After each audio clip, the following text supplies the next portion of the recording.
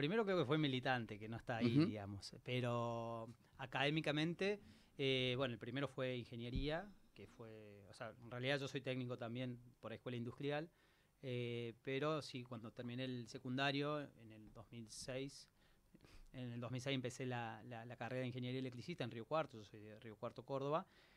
Bueno, y estudié, o sea, terminé mis estudios en 2013, 2014, estamos hablando de otro país, ¿no? Estamos hablando de lo que era el contexto de un país que tenía el desarrollo industrial como premisa, digamos, en el modelo económico, que estamos hablando de los procesos de gobierno de Néstor y Cristina Fernández de Kirchner, donde también había un contexto social y político que empujaba a la sociedad a estudiar ese tipo de carreras. O sea, yo estudié con la beca del Bicentenario, Ujú. por ejemplo, eso no existe hoy Claro. en el país.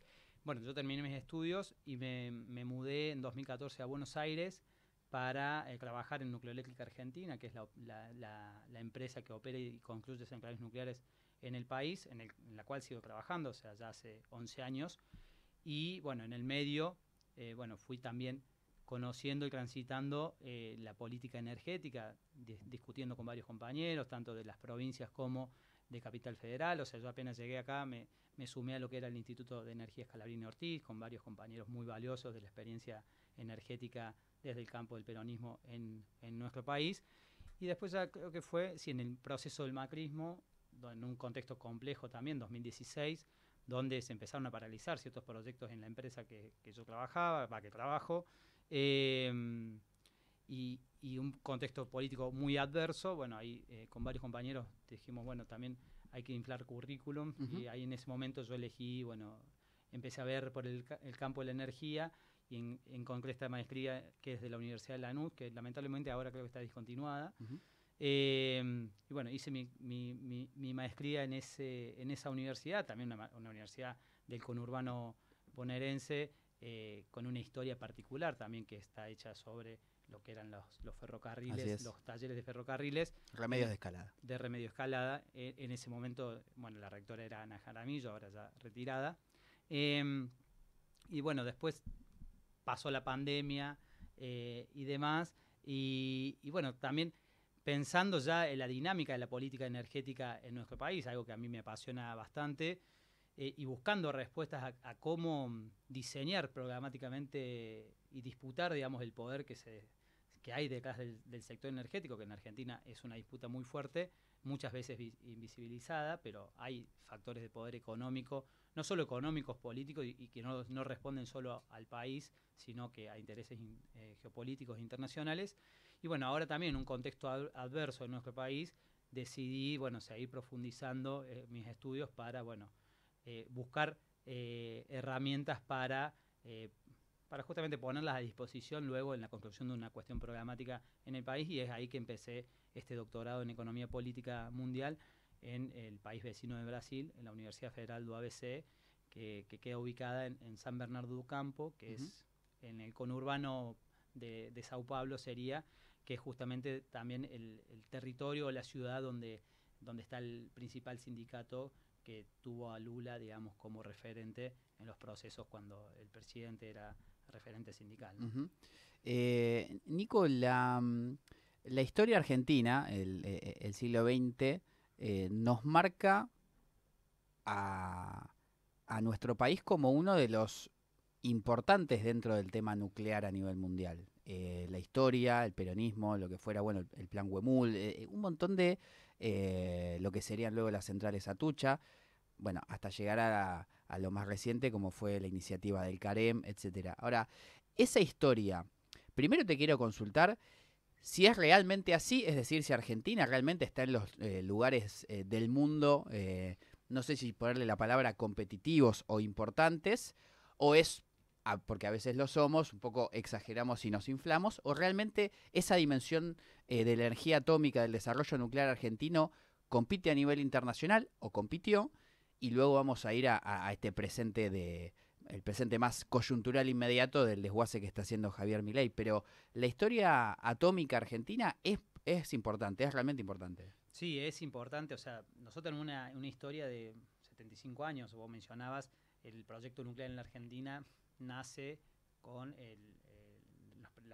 los periodos presidenciales de Perón, en el periodo de posguerra, ¿no? O sea, en ese momento empieza a discutirse en el mundo el desarrollo nuclear, y Perón toma también esa agenda y decide el proyecto Huemul en Bariloche, luego que en ese momento vino una austríaca como Richter como físico, luego bueno, lo que estaba llevando adelante no trascendió, pero sí en el año 50 se crea la Comisión Nacional de Energía Atómica y empiezan a profesionalizarse ingenieros o físicos en el país, y empieza el desarrollo del sector nuclear en la Argentina. Y uno, o sea, yo, previo a mi viaje a Rusia, yo te decía, el sector nuclear argentino es importante y es de vanguardia de lo que teníamos. Y ahora viendo y conociendo el plan nuclear ruso, te diría que sí, que Argentina ha sido o es una potencia nuclear en lo que es América Latina, junto con Brasil, y podríamos ver también un poco la experiencia de México. Y creo que muchas veces desde nuestras latitudes no dimensionamos lo que hemos logrado construir, porque muchas veces no se conoce lo que tiene Argentina en desarrollo nuclear, y creo que sí tenemos una base muy potente que lamentablemente este gobierno nacional de Javier Milei está intentando desmantelar, como también sucedió en la década de los 90, y que responde un poco, digamos, a las dinámicas que exige Estados Unidos a cambio de préstamo de deuda, de dólares por parte del Fondo Monetario Internacional o ya directamente por el Tesoro norteamericano, y que exigen lo que es la... Sí, o quieren trabar, digamos, este desarrollo que nosotros tenemos, que si lo comparamos con el de Rusia no tenemos nada que envidiarle, sí tenemos que potenciarlo y tenemos unos cimientos muy fuertes para poder hacerlo, ¿no? Uh-huh. ¿Fue una caída o un freno lo que se dio en los 90 con las privatizaciones? No se llegó a frenar y se pudo por eso recuperar la iniciativa en el kirchnerismo. ¿Cómo fue el movimiento sinuoso, digamos, en las últimas décadas? Bueno, la decadencia del sector nuclear empieza ya casi post-dictadura o retorno a la democracia, donde se instaura en la Argentina un modelo económico financiero, si se quiere, donde ya la industria empezaba a desmantelarse. Ya después, con el modelo neoliberal ya instalado en América Latina, promocionado por Reagan y Thatcher desde Inglaterra, que empieza en la década de los 90 en la Argentina fuertemente, empieza la ola de privatizaciones, ¿no? O sea, todo lo que era la infraestructura energética nacional o de servicios públicos empieza a pasar a manos del sector privado, y particularmente lo que era la energía proveniente de los reactores nucleares estaba bajo la órbita de la Comisión Nacional de Energía Atómica. En ese momento nosotros teníamos dos centrales operativas, que era Atucha 1, que inició su operación en el año 74, que fue la primera central nuclear conectada en América Latina al sistema de energía eléctrica, y luego en el año 83 se inauguró lo que fue la central nuclear de Embalse, ubicada en la provincia de Córdoba, y lo que era Atucha 2, que estaba en construcción, esa central se paraliza, de hecho, ya en el año 94, y queda paralizada hasta el año 2006. Pero en el año 94, Carlos Menem, de la mano o sea, con Bastos como secretario de Energía, crean lo que es Nucleoeléctrica Argentina para retirar de la Comisión Nacional de Energía Atómica las centrales nucleares, y el objetivo de privatización, digamos, de esta compañía. Eso no sucede porque no hubo compradores en ese momento. Sí se empezó a desmantelar el sector nuclear, se empezó también con despidos, con retiros voluntarios, no ingreso de personal, con lo cual, bueno, no se pudo vender, pero venía con una inercia hacia el desmantelar, o sea, con el tiempo, digamos, se iba a desmantelar por la falta de presupuesto y la falta de personal. Eso se logra revertir por la decisión estratégica de Néstor Kirchner en el año 2006, que esto tiene correlato, o sea, ayer se cumplen 20 años del pago de la deuda del Fondo Monetario Internacional, fijémonos, diciembre del año 2005, y en el 2006 Néstor puede relanzar el plan nuclear, porque ya no teníamos el condicionamiento del Fondo Monetario Internacional, que hoy lo tenemos, por ejemplo. Y en el 2006 se lanza el plan nuclear, con Julio De Vido como ministro de Planificación, y empieza nuevamente el desarrollo nuclear en la Argentina con una fuerte impronta, con una fuerte decisión política, ¿no? O sea, y eso trae inversión y desarrollo nuevamente y revitalización del sector nuclear. Si nosotros veíamos en el año 2006, el promedio, por ejemplo, de los trabajadores del sector nuclear era de 50 años, con lo cual y en 10 años más iba a terminar Claro. desapareciendo. Y en el año 2015 eso se logra bajar a 45 años, ¿no? Entonces ahí se ve, digamos, y no solo que por la incorporación de nuevo personal y para no perder justamente la experiencia y la expertise en ciertas áreas específicas, sino que se reactivan proyectos como lo que fue la central nuclear Atucha 2, que se reactiva en el 2006 y se pone en operación en el 2015. Lo que fue la extensión de vida de la central nuclear de Embalse, que es un proyecto que se empieza también a diseñar en el año 2007 y se empieza a ejecutar en el 2015 y se finaliza en el 2019. Hoy tenemos esa central nuclear por 20 años más en operación. Se empieza lo que vos mencionabas en el 2014, lo que es el reactor CAREM, que empieza su construcción. Todo esto que está amparado bajo la ley 26.566, que muchas veces se desconoce, que fue aprobada en el 2009 bajo el gobierno de Cristina. Y bueno, el CAREM empieza a construirse en el 2014 y esa ley también proyectaba 2 nuevas centrales de potencia que en un principio iban a ser del modelo de la que tenemos en Embalse, que es un diseño canadiense, que es un diseño CANDU, que porque era la impronta de repetir, digamos, esa experiencia, porque Argentina tiene la capacidad.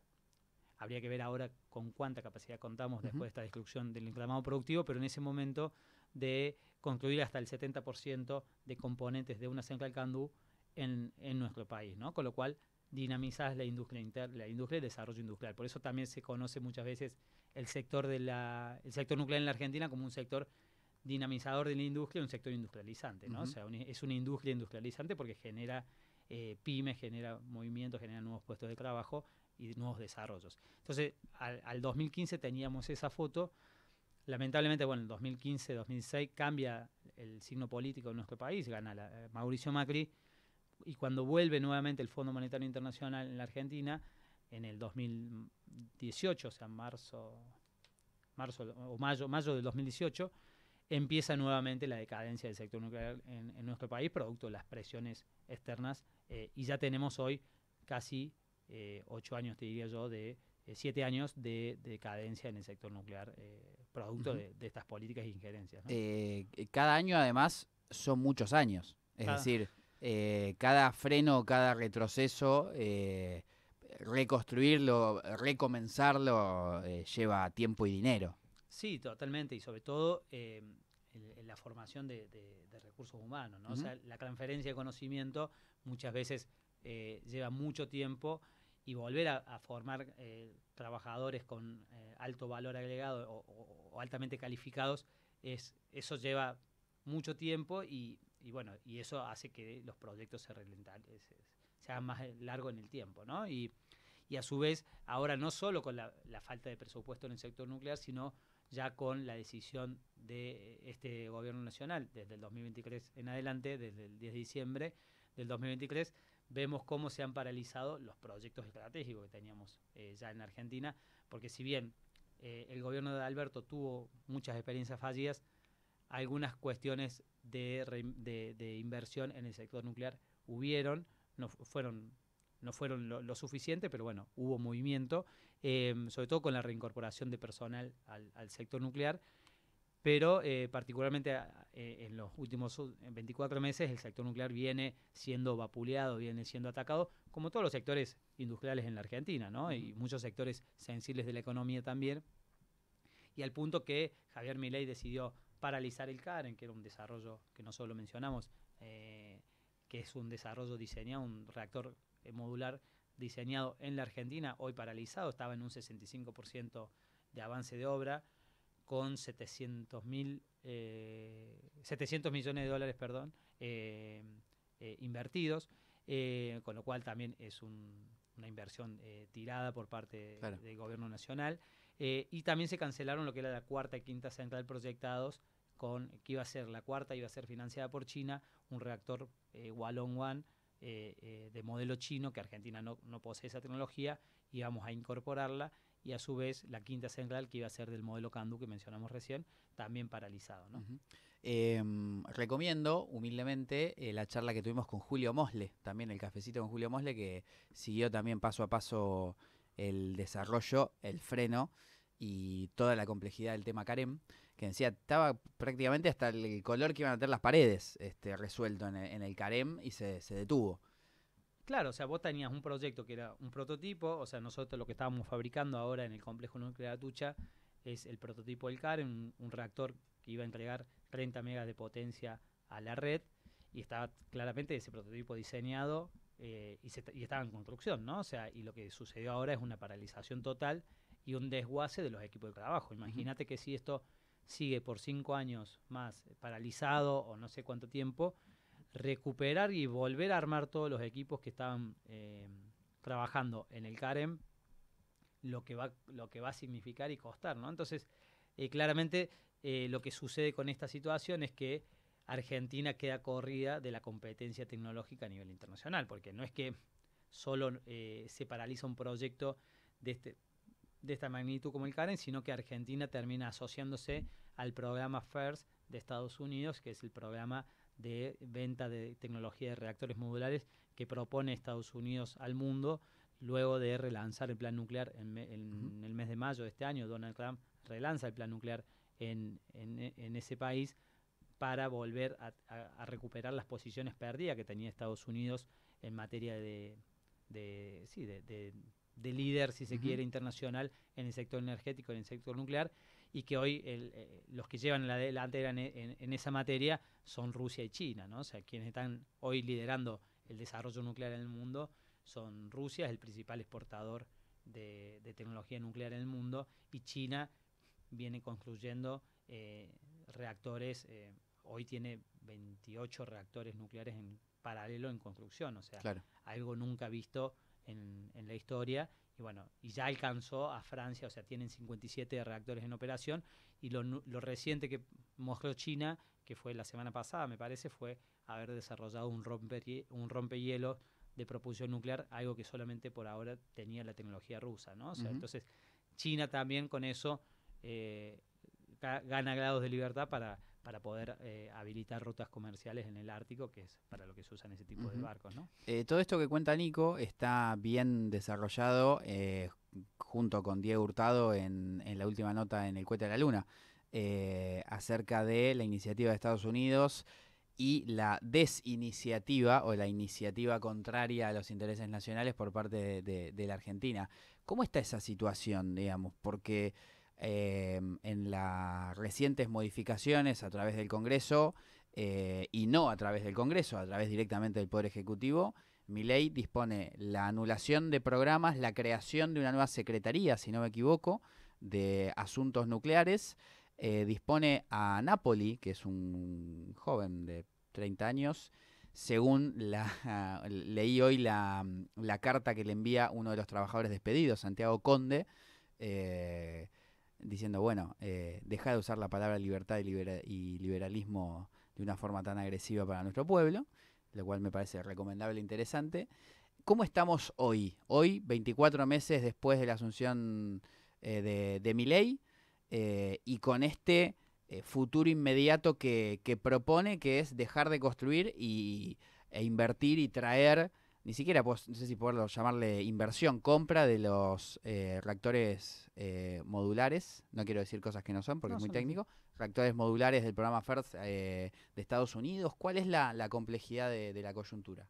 Bueno, primero ahí no leí la carta que mencionás del compañero, pero claramente no está, o sea, la libertad que habla el gobierno libertario es la libertad de empresa, no libertad individual, no libertad no hay ni siquiera libertad de libre opinión, ¿no? O sea, si tenés diferentes pensamientos y trabajás en sectores estratégicos, claramente sufrís persecuciones y demás, con lo cual esa libertad no existe en nuestro país. Particularmente el Estados Unidos, bueno, en la nota que escribimos y publicamos el domingo con Diego está bien desarrollado ahí para el que quiera consultarlo, pero lo que viene sucediendo con Estados Unidos es, bueno, en mayo de este año relanza el plan nuclear de Estados Unidos.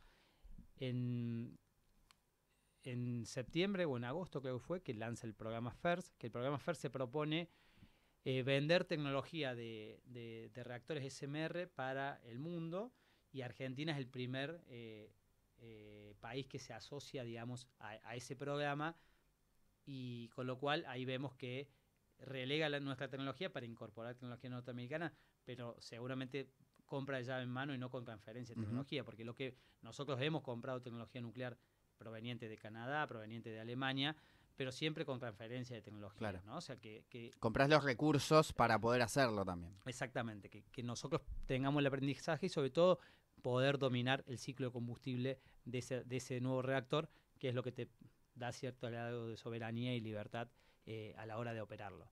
Y bueno, no solo larga el programa FER, sino que vemos ahora que salió con el documento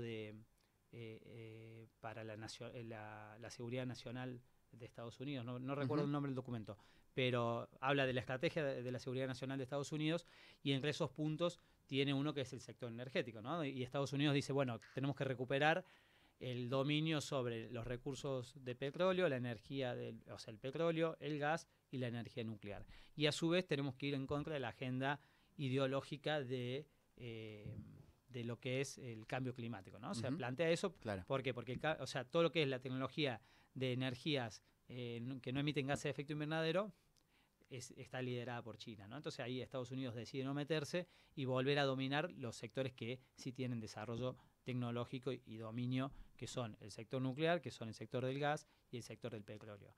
Y en ese sentido empiezan, digamos, a darle también un rol a la Argentina, porque si vemos, vos mencionás la creación de la Secretaría de Asuntos Nucleares a través del decreto 866 la semana pasada, que está Napoli como a cargo de esa cartera, que es una persona de joven, que eso, la edad no importa, pero sí que no tiene experiencia del sector nuclear, no vino nunca, o sea, no trabajó en su carrera profesional en el sector nuclear, con lo cual es una persona que desconoce la dinámica del sector nuclear, tanto en Argentina como en el sector internacional, y eso es preocupante.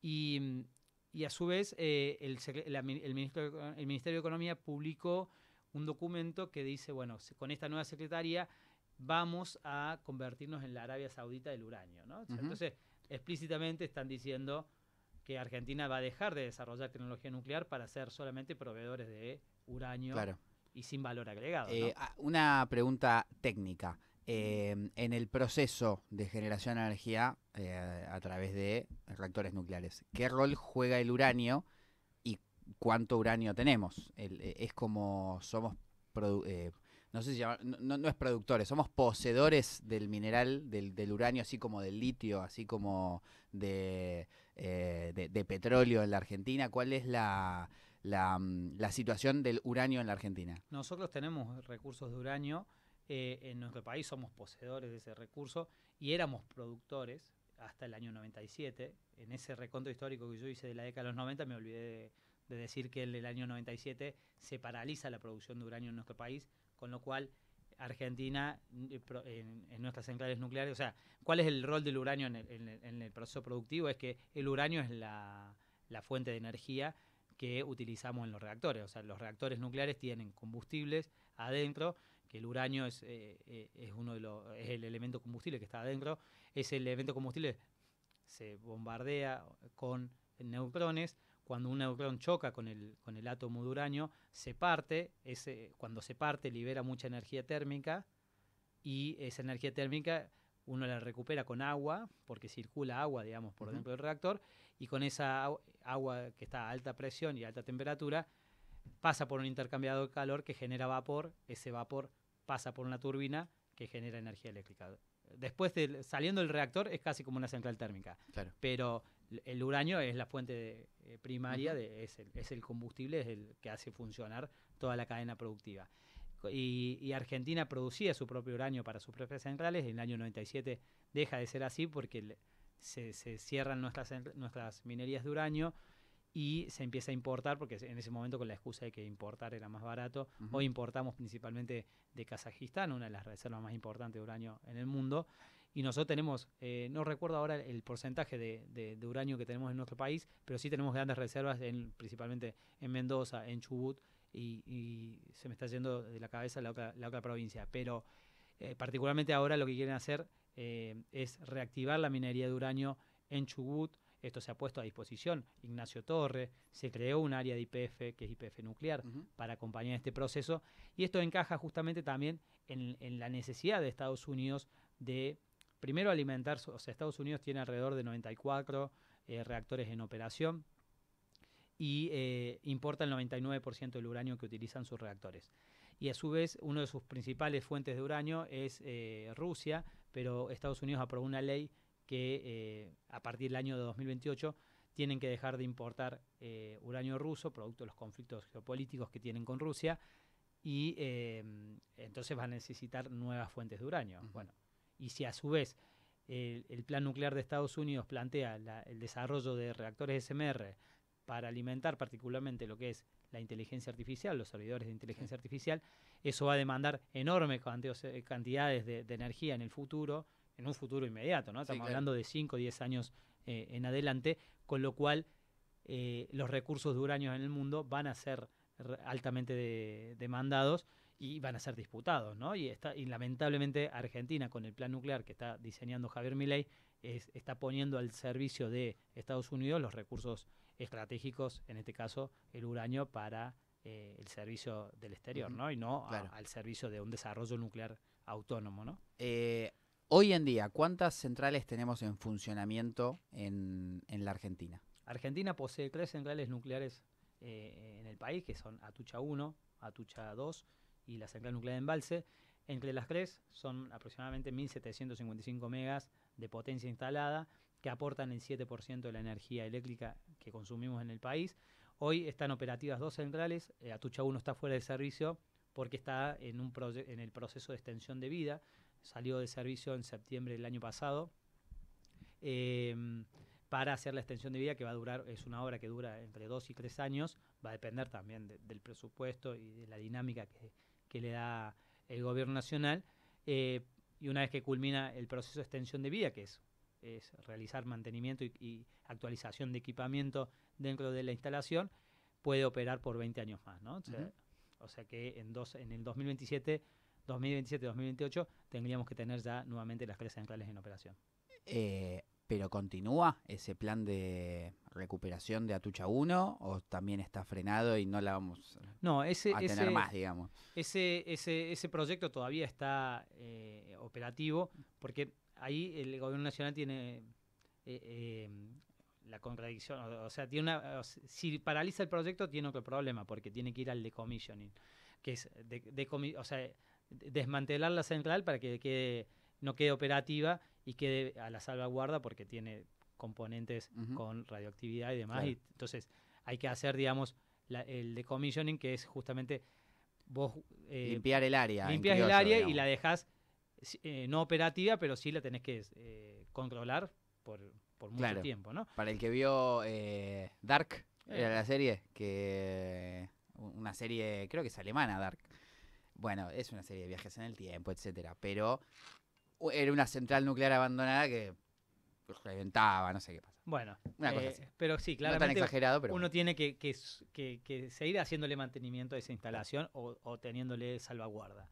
Y eso también es costoso, es dinero, con lo cual se encuentra en esa encrucijada. Y bueno, y te conviene mantenerla y no hacer todo ese proceso. Sí, porque aparte ahí también entras en algunos conflictos, no solo porque ahí tenés que ver la cuestión de los organismos internacionales, los controles internacionales. Entonces, no solo, digamos, una decisión, digamos, desde Argentina, ¿no? Ya que, bueno, vamos a ir a un plano internacional, pero entro desde la Argentina, porque el referente de las Naciones Unidas para el tema atómico, se me fue la sigla, es argentino. La OIEA, la Organización Internacional Atómica, de Energía Atómica. Es Grossi. Rafael Grossi. ¿Quién es Grossi? ¿Quién es Grossi? Porque es un tipo de 40 años de carrera diplomática desde la Argentina para el mundo. Obviamente uno cuando lo nombran dice, che, un argentino ahí. Somos muy pasionales. Y claro, y después empieza a ver y dice, bueno, che, pero tampoco la pavada. ¿Qué sabemos de Rafael Grossi? Yo no conozco mucho su historia en sí, de sus 40 años de diplomacia. Es una persona de la diplomacia argentina, que también es una cuestión a revisar. ¿Qué diplomacia forma la Argentina, ¿no? ¿Con qué intereses? Hoy creo que Rafael Grossi está siendo cómplice del desmantelamiento del sector nuclear argentino, producto de que necesita el voto de... O sea, él tiene un juego geopolítico a nivel mundial, un juego político a nivel mundial, ¿no? O sea, el tablero de Grossi ya es a nivel mundial, es una persona que estuvo muy involucrada en el conflicto de Rusia-Ucrania, muy involucrada en el conflicto en Medio Oriente, digamos, con Irán particularmente, y lo que está buscando, digamos, es ser secretario de las Naciones Unidas. Entonces, para poder posicionarse, necesita el voto de la Argentina. Y en esa negociación que ha tenido con el gobierno nacional, ha apoyado el plan nuclear argentino, el plan nuclear de Javier Milei, que denomina el plan nuclear argentino, que es lo que nosotros denominamos como el antiplan nuclear argentino, ¿no? Que eso fue lanzado, anunciado en la Casa Rosada el 20 de diciembre, era un viernes a las 9 de la noche, 20 de diciembre del año 2024, donde estaba Javier Milei, Demian Reidel, el asesor estrella, entre comillas, diría, del presidente, hoy presidente de la Compañía Nucleoeléctrica Argentina, y Rafael Grossi. Entonces, con lo cual avaló este plan nuclear que paralizó proyectos estratégicos como el CARE, a cambio de que Argentina le dé el voto a Grossi cuando se postule a secretario de las Naciones Unidas.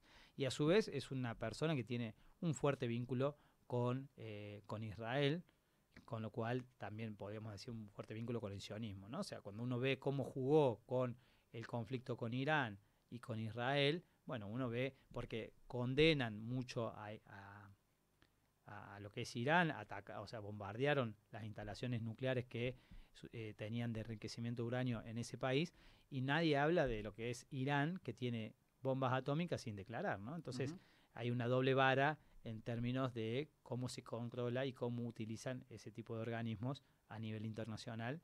Y bueno, Grossi claramente está posicionado. Yo creo que para entender un poco el currículum de Grossi hay que ver una reunión que él fue al Hotel Xiao Xiao, creo que fue el año pasado, a principios de este año, marzo de este año, y viendo quiénes estaban en esa reunión, uno puede sacar sus propias conclusiones. Bien.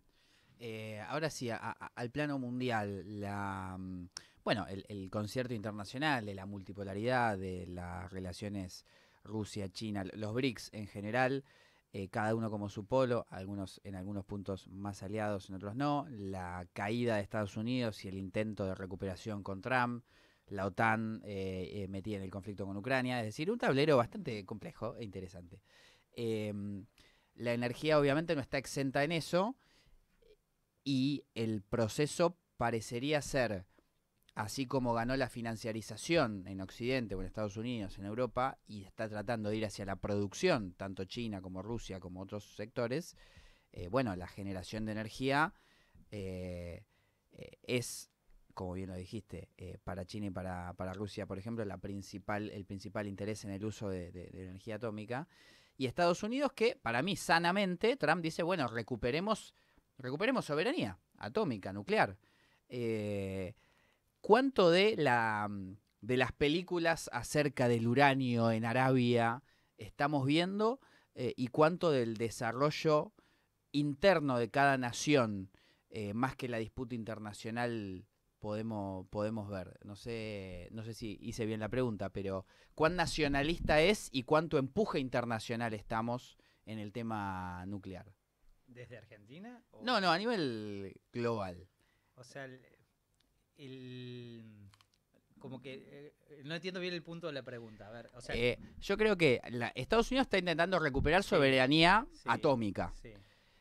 ¿Cuánto en volver a conquistar mercados que le den los recursos que necesita y cuánto en la producción propia del desarrollo tecnológico? Hoy en Estados Unidos. No, bueno, Estados Unidos tuvo un proceso de desindustrialización, particularmente desde la década de los 90, fines de los 80 para adelante, con la relocalización de la industria en Asia, ¿no? O sea, particularmente en China y en otros países.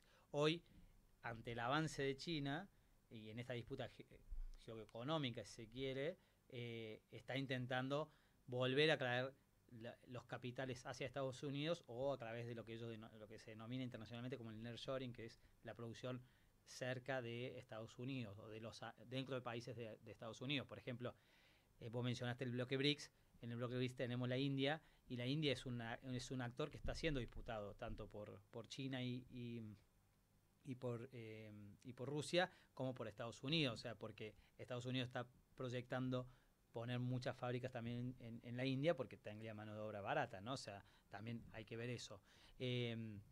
Entonces, la reindustrialización en términos o sea, la reindustrialización de Estados Unidos puede verse como una cuestión soberana por parte de Estados Unidos, pero de que sea sanamente, como lo mencionaste vos, yo no lo considero, digamos, porque lo que está, o sea, no hay que perder de vista que Estados Unidos es un imperio, ¿no? O sea, y es un imperio que tenía el control global y hoy está en decadencia, que no está muerto, ¿no? Claro. O sea, y en esa decadencia y que no está muerto y que es el principal ejército del mundo y todavía controla el sistema financiero global, está reaccionando. Y esa reacción no es sana para el resto del continente o para el resto del mundo, ¿no? O sea, cuando vemos el accionar de Estados Unidos con Venezuela ahora en el Mar Caribe, intentando invadir ese país, el injerencismo que estamos teniendo en la región por parte de Estados Unidos, o sea, ayer vimos, hace 2 o 3 días, cómo Estados Unidos incauta un buque que sería un robo, ¿no? O sea, un buque... Es piratería internacional. Es piratería internacional, donde van y se quedan con un buque petrolero de Venezuela. Estamos viendo, digamos, un grado de injerencismo, o por lo menos que nunca se había televisado de esta manera, ¿no? O sea, y vemos cómo ya hay injerencismo. Bueno, lo vivimos en nuestro proceso electoral, o sea, se metió de lleno Estados Unidos a hacer campaña por Javier Milei, ¿no? O sea, vemos el presidente de Estados Unidos hablando de las elecciones de Argentina y que si Milei no ganaba, Argentina se iba al tacho, ¿no? Entonces, eso es solo una declaración, pero después vimos flujo de dinero, flujo de divisas y cómo opera por todos los cables que tiene la embajada norteamericana en nuestro país, también jugaron en favor, digamos, del gobierno libertario, ¿no? Entonces, toda esa cuestión hacen, digamos, a este intento de recuperar la hegemonía norteamericana, que claramente es para fortalecer Estados Unidos, pero a costa de... Pero ese fortalecimiento de Estados Unidos necesita de satélites, ¿no? Satélites que tienen un rol que Argentina está posicionándose para siendo ese satélite como un rol de periferia, de proveedor de materias primas, pero que no te permite asomar la cabeza, claro, ¿no? O sea, el que asoma la cabeza pierde en ese sentido, ¿no? O tiene ciertas consecuencias. Miremos lo que es Brasil, un país que decide confrontar con Estados Unidos, particularmente por la alianza que tiene con China y con Rusia y el bloque BRICS. Estados Unidos le pone un tarifazo. Cuando se sientan a negociar para disminuir las tarifas, producto también de las presiones de los empresarios, no solo norteamericanos, sino brasileros, se sienta Trump con Lula, y mientras un día después de terminar esa reunión, sucede las chacinas en Río de Janeiro, ¿no? Sí. O sea, que es un gobernador que responde a la derecha de Bolsonaro en Brasil y tiene una relación directa con Estados Unidos. O sea, primero el gobernador de Río de Janeiro manda un informe de lo que iba a ser la cuestión de narcotráfico, entre comillas, a Estados Unidos y no se lo manda al gobierno central, federal en Brasil, ¿no? Entonces, ahí vemos cómo Estados Unidos juega en toda la región y tiene injerencia, ¿no? O sea, claro, este desarrollo de Estados Unidos va a tener consecuencias trágicas para la región, ¿no? Algo importante dentro, no hablo de manera coyuntural, sino de doctrina importante del justicialismo en la Argentina, es la soberanía argentina tiene que ver con poder hablar con todo el mundo, con Estados Unidos, con Rusia, con China, con cualquiera de los polos. Para el tema atómico, nuclear, si bien hay condiciones y calidades, China, Rusia tienen una potencia y Estados Unidos también, que le está como sosteniendo y recuperando. En un plano, no sé si llamarlo ideal, pero en un plano de recuperación de las condiciones gubernamentales dignas y habituales para la Argentina, ¿hay que jugar con todos o por las condiciones tecnológicas, productivas, de mercado, hay que virar hacia Rusia-China en el tema nuclear? O Estados Unidos, que obviamente tiene sus propios intereses tan agresivos en ese sentido, es un actor a tener en cuenta para nuestro desarrollo también. Claro, el tema es que históricamente Estados Unidos ha bloqueado el desarrollo de los países en América Latina. O sea, lo vimos la década de los 70 con el Plan Cóndor, digamos, con todas las dictaduras militares para poder instalar el neoliberalismo en la región y un modelo financiarizador de la economía. Es muy difícil. ¿Cómo es que hay...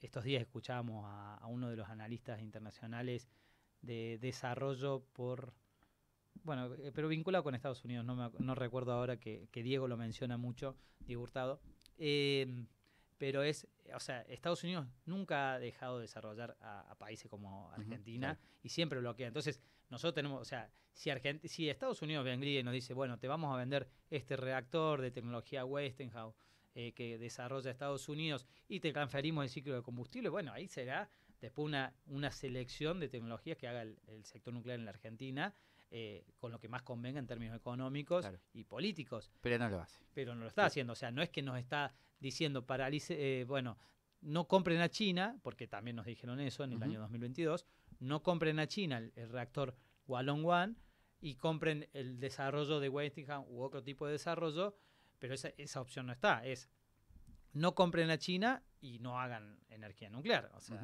entonces, lo que están haciendo es subordinarte y solo sostener a América Latina como una fuente de recursos primarios, ¿no? O sea, y no solo del uranio. O sea, acá hay que ver también estos días, escuchamos decir que vaca muerta hacia la seguridad estratégica de Estados Unidos, como lo dijo Laura Richardson en el 2022, que era la jefa del Comando Sur en ese momento, que dice el litio en la región hace a los intereses de seguridad nacional de Estados Unidos. O sea, ¿cómo puede ser que el litio que está en Bolivia, en Chile y en la Argentina haga la seguridad nacional de Estados Unidos? O los minerales críticos o las tierras raras que tiene Brasil también hoy codiciadas por Estados Unidos.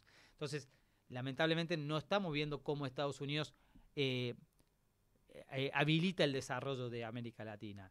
Eso no lo hemos visto en la historia. Entonces, ahí sí Argentina, si sale a buscar alianzas internacionales, tiene que ver la que mejor le convenga, y el bloque BRICS es una gran alternativa ante esta decadencia que nos propone Estados Unidos, ¿no? Nico, voy a ponerme acá en preguntarle al que sabe, al que estudió del tema. Quiero aprender de dos conceptos. Uno es la famosa agua pesada. ¿Qué cuerno es el agua pesada? Bueno, el agua pesada es un deuterio, es D2O, es el deuterio, está en la naturaleza, ¿no? Pero nosotros tenemos la principal planta de agua pesada en el mundo, que está paralizada, hoy se paralizó en el 2017, que lo que se hace, digamos, es separar ese deuterio que se encuentra en el agua común y se va almacenando, ¿no? O sea, porque tiene ciertas propiedades el agua pesada para los reactores que tenemos en la Argentina. Nosotros tenemos reactores de uranio natural, nosotros no enriquecemos uranio, enriquecemos a nivel laboratorio, pero no a nivel industrial. Solamente, bueno, el reactor de Atucha 1 utiliza combustible levemente enriquecido, porque con eso se mejoró, digamos, la eficiencia del reactor. Eso fue una mejora en la productividad por parte de los físicos en nuestro país. Pero lo que te permite el agua pesada es utilizar uranio sin enriquecer, y lo que te hace, porque es de moderador, o sea, y lo que te modera justamente la velocidad de los neutrones, pero te permite que tengan la velocidad adecuada para impactar, porque vos tenés que, cuando pones a crítico un reactor, lo que tenés que hacer sería como ponerlo a punto, para que la velocidad del neutrón pueda chocar con el uranio y partirlo, ¿no? Pero si la velocidad es muy rápida o muy lenta, eso no se produce. Claro. Entonces, lo que vos haces justamente, bueno, el vehículo que vos le pones a eso es el agua pesada en este caso. Y los reactores de uranio enriquecido utilizan agua natural, ¿no? O sea, claro. La gran diferencia entre los dos. Y otra es las llamadas tierras raras. ¿A qué llamamos tierras raras? De la cual ya dijo Scott Bessent que somos grandes poseedores. Bueno, tierras raras son minerales estratégicos, básicamente, que son necesarios para el desarrollo tecnológico del siglo XXI. Estamos hablando de imanes permanentes que se utilizan tanto en generadores eólicos como en la industria de la defensa. Estamos hablando de minerales necesarios para lo que son microcontroladores, todo lo que es la industria, digamos, digital, que requiere, digamos, estos estos minerales los vuelve estratégicos justamente por eso, ¿no? Porque quien controla los territorios de las tierras raras, bueno, va a poder desarrollar estas nuevas tecnologías que son las que hacen a la competencia luego tecnológica y comercial en el mundo, ¿no? Uh-huh. Nico, voy a un poco el comienzo, lo que me decías antes de todo eso, antes de mis estudios y desarrollo. Soy militante. Primero, ¿cómo empezó tu militancia? ¿Será en Río Cuarto o vos me dirás? Y después preguntarte cómo es militar en este ámbito, en el ámbito científico-técnico. Quizás quien viene de la militancia territorial o estudiantil y algunas dinámicas, ¿viste? Hay un estereotipo armado del militante, de bombo, bandera, la remera. ¿Cómo es una militancia de lo científico-técnico? ¿Tiene que ver con la divulgación? ¿Tiene que ver también con el tema organización de los colegas y los pares? Al mismo tiempo son temas complejísimos, como lo que estás contando, a nivel nacional, internacional. ¿Cómo es ser militante del tema atómico, del tema nuclear? ¿O cómo lo ves vos o lo considerás vos? No tenemos un manual de eso, digamos. Claramente que uno lo va desarrollando. Bueno, la pregunta es, ¿qué haces como militante, digamos? Claro, y creo que uno va encontrando, o sea, ante preguntas intenta buscar respuestas. Me parece que es eso, y un poco la militancia es eso, buscar respuestas ante problemas cotidianos que uno va encontrando. O sea, bueno, yo creo que el primer acercamiento en la militancia que yo tuve ya en mi adolescencia era más con el tema de derechos humanos, más con el tema de la dictadura, que era un poco también lo que se conocía, ¿no? O sea, yo vengo de una ciudad y de una provincia más radical, ¿no? O sea, no tan peronista. Tenía un abuelo peronista, un abuelo radical. Claramente no tenían buena relación. Pero después, ya en la universidad me encontré más con la militancia universitaria, más en la participación estudiantil. Y ya llegando, cuando llegué a Buenos Aires, acá sí pude encontrarme con lo que es bien la militancia del peronismo, conocer más de esa historia y demás, que muchas veces, por ejemplo, lo que era el proceso del kirchnerismo, uno conocía y veía lo virtuoso que estaba haciendo el proceso político en ese momento en el país, pero había una propaganda muy fuerte, lo que bloqueaba en ese momento, bueno, de la sota del gobernador en la provincia, y bloqueaba todo lo que era, o le cambiaba el color y lo pasaba de nación a provincia, o bloqueaba, digamos, para no conocer. Había una propaganda muy fuerte en ese momento, en contra, digamos, del gobierno nacional. Pero yo cuando llegué al 2014 a Buenos Aires, bueno, me encuentro con todo eso, la militancia territorial del conurbano, la experiencia del peronismo en Buenos Aires, y la verdad que, bueno, eso te enamora, ¿no? Y uno también ha sido militante territorial, digamos, se ha hecho distintas experiencias, y creo que, o sea, si bien uno hoy, por el rol que le toca, y también por el compromiso, porque uno ha podido, o sea, yo soy hijo de la universidad pública, he podido desarrollar estudios que creo que también por responsabilidad de poder haber accedido a ese conocimiento, creo que tenemos que ver los mecanismos de cómo militamos en estos espacios, ¿no? O sea, cómo traducimos lo que uno va adquiriendo, el conocimiento, y lo procesamos para compartirlo con el conjunto de otras experiencias y aportarlo, digamos, al proyecto, en el caso de Argentina, nacional y popular, que ha conducido históricamente el peronismo. ¿Cómo militamos en estos espacios?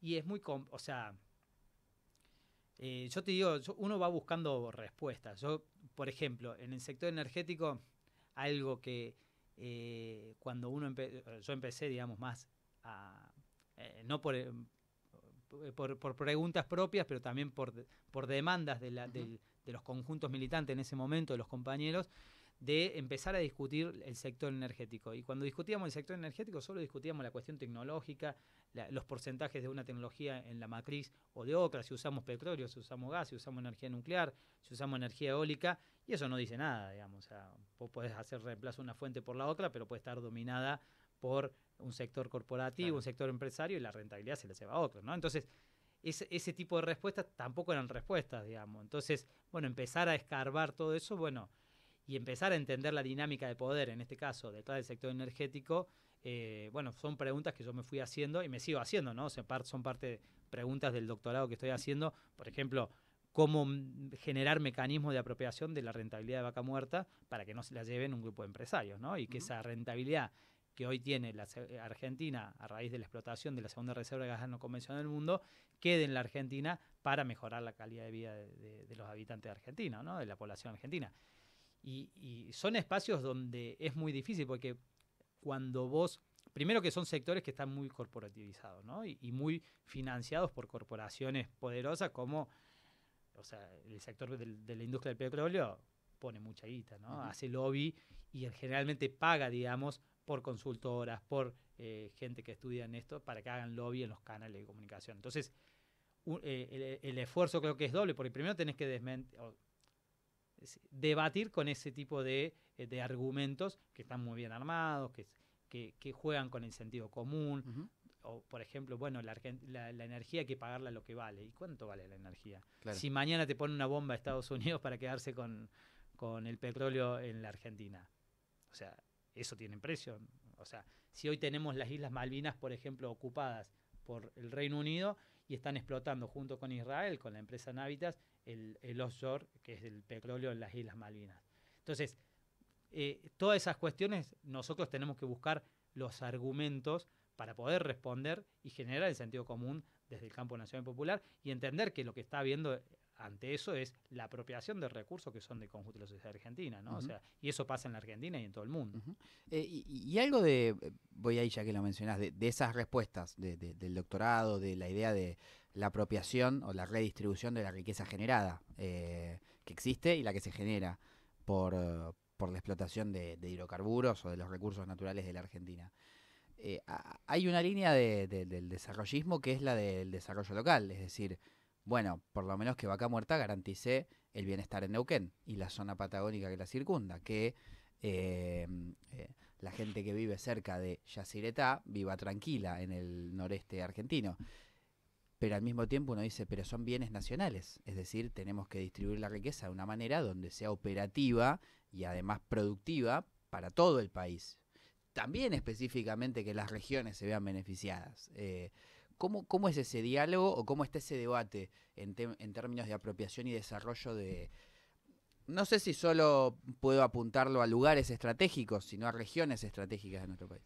No, yo creo que el desarrollo de la Argentina ha sido un desarrollo desigual y combinado, si se quiere, donde si vemos el desarrollo que tiene la ciudad de Buenos Aires es a costa de la explotación, digamos, de los recursos provinciales, ¿no? O sea, pero me parece que la discusión no es cómo solo mejorar las regiones, sino es cómo redistribuimos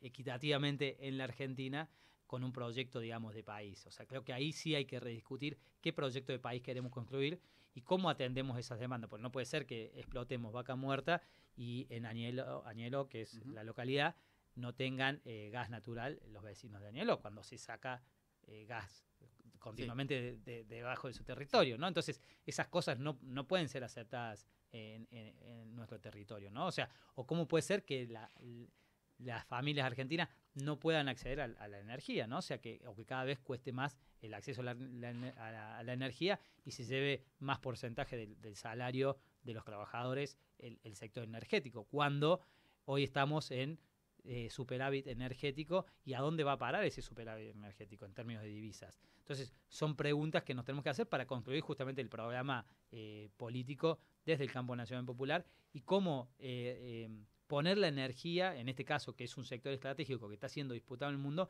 al servicio de un proyecto productivo industrial en el país que permita un desarrollo igual y combinado, no desigual y combinado, ¿no? O sea, me parece que esas son un poco las cuestiones que a lo que nos tenemos que abocar a trabajar, ¿no? No son cuestiones fáciles y no son cuestiones de solamente de diálogo, ¿no? Son construcciones de poder, son construcciones de relaciones de fuerzas donde hay que disputar con el poder económico estas cosas, porque si nosotros mañana nos sentamos y queremos disputar Vaca Muerta, y bueno, nos vamos a tener que sentar a disputar con el poder económico del sector concentrado energético en la Argentina.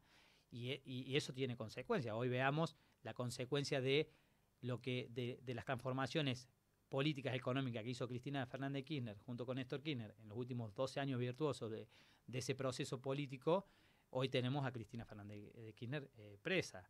Tenemos a Julio De Vido preso, que son presos políticos, ¿no? Para disciplinar justamente a la clase dirigente, a los militantes políticos y al pensamiento crítico, ¿no? O sea, yo creo que también es eso. Y bueno, y tenemos que abrirnos caminos o sea, hay que mover los límites o de lo margen de lo posible, ¿no? Porque si siempre nos quedamos en los marcos de la posibilidad, es la posibilidad que te dice el dominante o el hegemón, el que te dice, no, esto es lo único que se puede hacer, ¿no? O sea, cuando vemos, que esto lo dice muy bien, que lamentablemente nos lo tiene que decir Linera, o sea, Linera viene y lo dice, dice, yo no encuentro lo estoy citando, no encuentro diferencia entre, hay sectores del peronismo que dicen que el ajuste había que hacerlo. Entonces, si nosotros decimos que el ajuste que está haciendo Milei había que hacerlo, claramente nos está conduciendo el enemigo, iba a decir. Sí. Pero entonces, si nos está conduciendo y estamos diciendo que no había otra posibilidad que hacer, que era un ajuste que está causando estrago en la economía argentina, o sea, yo hace 6 meses que no estaba en la Argentina y veo, y llegué el lunes y veo o sea, la cantidad de gente más en la calle, o sea, la economía más destruida, las familias más destruidas, o sea, se ve, digamos, en la dinámica social que está haciendo estragos ese ajuste que están planteando los sectores dominantes, y ese ajuste no es más que transferencia de los sectores del trabajo a los sectores concentrados de la economía, ¿no? Entonces, ¿a dónde fue a parar los 12.000 millones de dólares que tomó Caputo en abril con el Fondo Monetario Internacional? Los 20.000 millones de dólares que tomaron en septiembre con la Reserva Federal de Estados Unidos. Bueno, son las preguntas y las respuestas que nos tenemos que hacer, ¿no? O sea, ¿a dónde está yendo a parar esa guita? Porque no la vemos en infraestructura, no vemos 10 centrales nucleares nuevas. Vos que me preguntabas si Estados Unidos es el país a mirar, claramente con esto, ¿no? Digamos, o sea, nos está dando entre estos los préstamos del Fondo Monetario de 12.000 millones de dólares, los 20.000 de la FED, más los 45 que le habían dado a Macri, podríamos haber hecho 5 centrales nucleares y no tenemos ninguna. Claro. Nico, en ese debate que tiene que ver mucho con el desarrollo, con lo productivo, con el proyecto de país, es una de las grandes deudas y por ende demandas para el peronismo y su quilombo actual. Bueno, el peronismo no tiene proyecto, no tiene idea de país, hay una discusión muy rosquera, muy chata. Primero consultarse si desde tu lado ves eso, y desde tu rol o de tus espacios, desde la mesa de ciencia y técnica, ¿son escuchados estos planteos? ¿Son considerados? Algunos sectores sí, otros no. En esto de, bueno, el peronismo tiene que proponer, tiene que tener un proyecto, estos que son debates estratégicos para un proyecto de país, ¿caen en saco roto? ¿Cómo está eso? No, yo creo que, o sea, son escuchados, y creo que la responsabilidad nuestra también es que seamos escuchados, ¿no? O sea, cómo hacernos lugar. Y en el peronismo hay que hacerse lugar a los codazos a veces, sí, ¿no? Entonces, sí. Si esperamos a que nos vengan a buscar, y eso no va a suceder, ¿no? O sea, claro, creo que la difusión también es un poco el trabajo que estamos haciendo para poder ser escuchados y poder incidir en esas decisiones, o por lo menos debatirlas, ¿no? O sea, creo que el peronismo tiene que revisar las experiencias históricas, o el campo nacional popular, digamos, hay que revisar todo el proceso de los gobiernos desde Irigoyen, desde Perón, y las experiencias de Néstor y Cristina, sacar lo positivo de eso, que son las bases, digamos, de una cuestión programática, y pensar eso en el contexto actual, digamos. Y eso es el debate que nos tenemos que abocar los próximos 24 meses para llegar con una propuesta definida al 2027, con una alternativa, digamos, para la sociedad argentina. Y eso creo que son los espacios que tenemos que profundizar, que hoy sí yo no veo que estén muy aceitados, y estamos más en discusiones de nombre, discusiones internas a veces banales, que son disputas de poder también, ¿no? O sea, hacia adentro del peronismo, pero creo que hay que relegarlas y que la discusión sea más en torno a lo programático. Y en esto que discutíamos de cómo es la militancia en el sector de la ciencia, la tecnología, o en lo que uno le toca, muchas veces también tenemos que discutir con los propios, ¿no? O sea, yo creo que esa es la tarea más importante, porque yo te digo, no voy a discutir con Horacio Marín la visión que tiene, porque él es dueño, claro, o empleado de Pablo Roca, y tiene una mirada de Horacio Marín, titular de YPF. Exactamente, gracias por la aclaración. no es algo que yo voy a convencer para que él se pase a nuestras filas y empiece a trabajar con el peronismo un programa energético que abone al campo nacional popular. Pero sí tenemos que discutir con los que dicen ser del campo nacional popular y compran el discurso hegemónico, ¿no? Y ahí sí es donde tenemos que debatir, porque si no, ahí empezamos... Bueno, y eso termina siendo después la disputa de ideas dentro de un programa dentro de un programa político económico que puede ser una propuesta electoral, ¿no? No vas a discutir con Marín y con lo que están con Napoli, digamos, lo que están de ese lado. Ahora, cuando discutís podría decir entre colegas o con los tuyos, ¿dónde está por ahí el debate? Es, si se quiere, desde no sé llamar académico, porque es académico político, son cuestiones de decisiones. En esto de más localismo y regionalismo o más nacionalización, más un país, más el otro, ¿dónde está más? No quiero ser demasiado minucioso por ahí, pero me interesa igualmente. ¿Dónde está el debate entre, no sé, mal dicho, entre ustedes, entre los compañeros que están en el tema? Yo creo que está bastante chato, por decirlo de una manera, donde muchas veces se está discutiendo lo económico gremial en términos, bueno, no tenemos plata para o sea, si hablamos en términos de la investigación en la Argentina, bueno, no hay plata para este proyecto, no hay plata para este laboratorio, no hay plata para desarrollar cierta línea de investigación o para tal proyecto, y no discutimos, bueno, y esa línea de investigación a qué proyecto aporta, ¿no? Y creo que muchas veces nos estamos quedando ahí porque es cuando te asfixia, digamos, el proyecto. Sí, hay una respuesta gremial lógica de necesito cobrar bien. Exactamente, pero ni siquiera veces, bien, lo mínimo para vivir. Muchas veces, o sea, por lo menos las conclusiones, bueno, el año pasado y este año se dieron muchas discusiones con todo el sector de la ciencia, la tecnología, el sector energético, en lo que fue la Cámara de Diputados, en la Comisión de Ciencia y Tecnología. Y muchas veces el debate estaba en torno a eso, ¿no? O sea, y no se planteaba, bueno, Argentina tiene que desarrollar 5 líneas estratégicas, el CONICET tiene que tener 5 líneas estratégicas de desarrollo donde todos los investigadores vayan ahí. Que uno sea el litio, otro sea vaca muerta, otro sea el eje nuclear y otro sea, no sé, tierras raras, para decir 5 ejes estratégicos que hoy el mundo está discutiendo y que podríamos estar abonando, y que después haya otro mundo paralelo de miles de investigaciones, vinculada a la salud. O sea, basta de sociólogos. No, al contrario, digamos, o sea, yo tengo un mix, o sea, yo soy un técnico trabajando ahora en la economía política y demás, y creo que es importante, y creo que esas discusiones también nos corren de eje, ¿no? O sea, la sociología porque si hablamos porque después preguntémonos qué ingeniero formamos también, ¿no? O sea, con qué matriz, porque si decimos, bueno, que no haya sociólogos y que haya físicos del Balsero, Demian Reidel es físico del Balsero, ¿no? Claro. O sea, yo me preguntaría, o sea, si está escuchando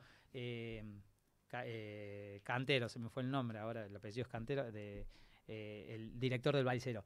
¿Qué físico forma el Balsero? ¿Qué ingeniero forma el Balsero? Lo pregunto para todas las universidades, ¿no? O sea, y también hay que preguntarnos en ese contexto. O sea, por ejemplo, yo estudié con un plan neoliberal de la energía, donde la energía tenía que encajar para la eficiencia de un proyecto económico, pero no con una mirada política. Entonces, romper con esa barrera después es muy difícil también, porque vos estás formateado toda tu carrera universitaria. Te dijeron que, y por ejemplo, tu primer contacto en la universidad muchas veces es con los techín, porque en las carreras técnicas quien financia y quien propone más becas es el grupo techín. Entonces, es el que después formatea esa matriz de pensamiento, ¿no? Además, imagino, Nico, con la calidad académica y la formación en la Argentina de la universidad pública, vos tenés una visión de país, un compromiso, una conciencia militante que hace que estés acá y des esta pelea,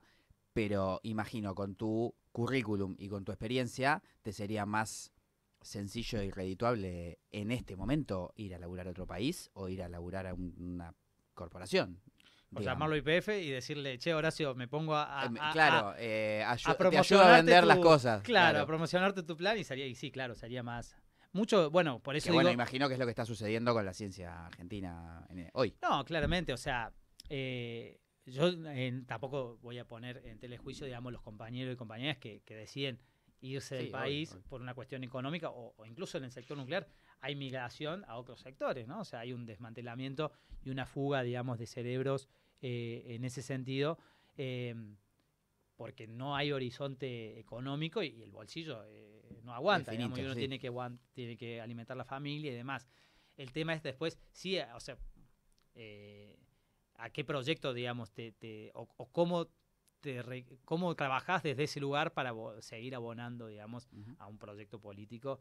Pero bueno, muchas veces que seas trabajador de la ciencia no significa que seas o trabajador del sector nuclear o trabajador de cualquier sector, no significa que seas militante, ¿no? O sea, lamentablemente, ojalá fuera más así, ¿no? O sea, ojalá el, si vos recorres los pasillos de Nucleoeléctrica Argentina, o sea, que tiene alrededor de entre 2.800 y 3.000 trabajadores, no todos tienen la conciencia de que el sector nuclear ha sido un sector eh, históricamente promocionado por el peronismo en la Argentina. Claro. O sea, nace con un proyecto peronista y con los gobiernos peronistas fue siempre, digamos, eh, la mayor inversión y el mayor desarrollo y el crecimiento de ese sector. Y esa conciencia muchas veces no está. Y eso también es un error nuestro, ¿no? O sea, que no haya una conciencia o un conocimiento de por qué se producen las cosas, bueno, ese es el error Claro. también de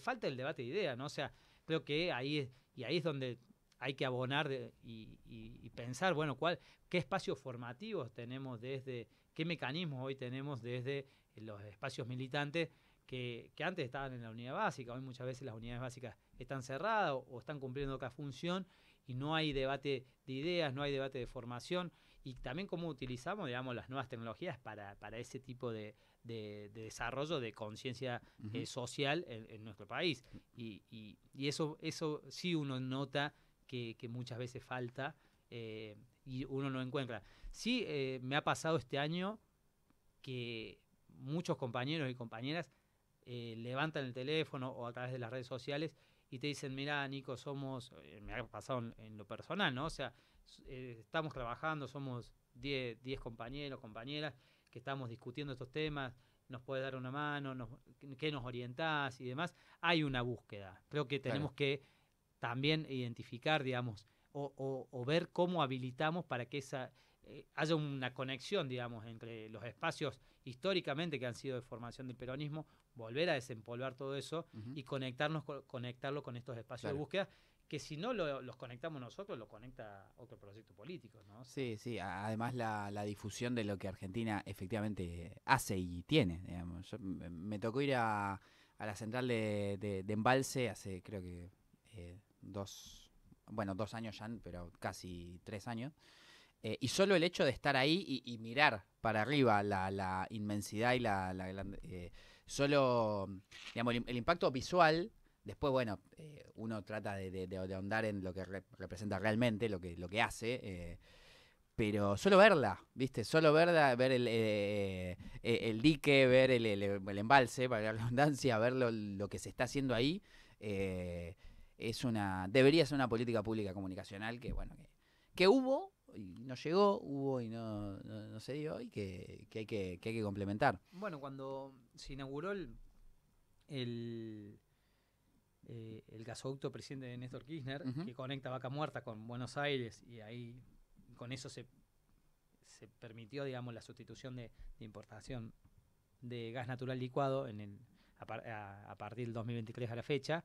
Eh, la comunicación fue bastante, o sea, Claro. hubo, pero fue bastante. Y estaba en plena interna. Y estábamos en plena interna a su vez. O sea, por Pero poco se peleaban entre más Alberto quién giraba la manija, ¿no? exactamente.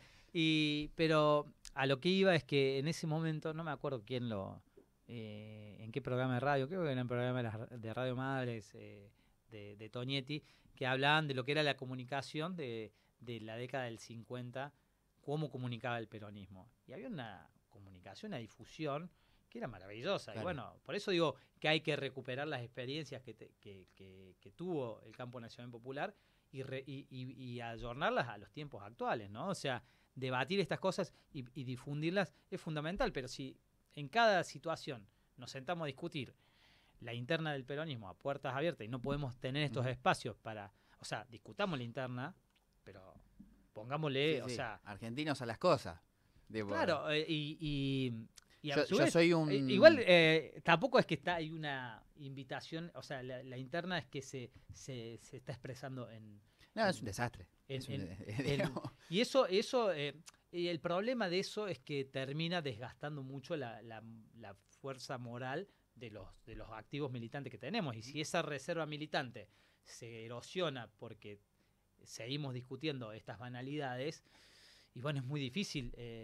O sea, hay un principio básico. O sea, desde el peronismo no podemos permitir que Cristina siga presa y no podemos permitir seguir poniendo candidatos como Scioli, que fueron candidatos de nuestra fuerza política. Entonces, busquemos la solución o busquemos las alternativas para que Cristina cambie de esta situación y busquemos la alternativa de la mejor fórmula electoral que represente los intereses de las mayorías, ¿no? O sea, y en eso tenemos que abonar, digamos, y ahí eso tiene que conducir, digamos, todos estos debates que estamos teniendo, si no también son debates sueltos. Hoy vemos miles de streaming, miles de compañeros, o sea, y es todo como una nebulosa de información que termina siendo, y eso cae en saco roto muchas veces, o sea, y es un desgaste porque vemos, o sea, espacios de producción militante que son un esfuerzo, digamos, de horas de compañeros, de compañeras, intentando transmitir, intentando poner un poco de análisis a las cosas, que termina siendo también parte de voluntarismos y no de cuestión conducida que abonen, digamos, que después sí, uno si los puede concatenar, abonan, ¿no? Digamos, pero tenemos que ya empezar a trabajar para que eso, para justamente trazar los vasos comunicantes entre todas estas experiencias que parecen aisladas, ¿no? Como vemos a veces, la cantidad de marchas aisladas que hay en la Argentina es impresionante, o sea, y bueno, por suerte esta semana va a haber una el jueves que intente condensar todo para que vamos a ver qué sucede, ¿no? Esperemos que tenga la fuerza necesaria como fue la del 2017, ¿no? Y repetir esa experiencia.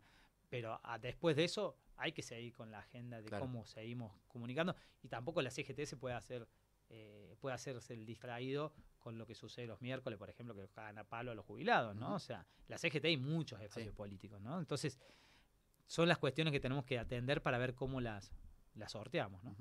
Nico, felicitaciones nuevamente por la presentación de Crítica de la Energía Política. No sé si felicitarte o no por el ascenso de estudiante de Río Cuarto. No sé qué afecto tenés o no.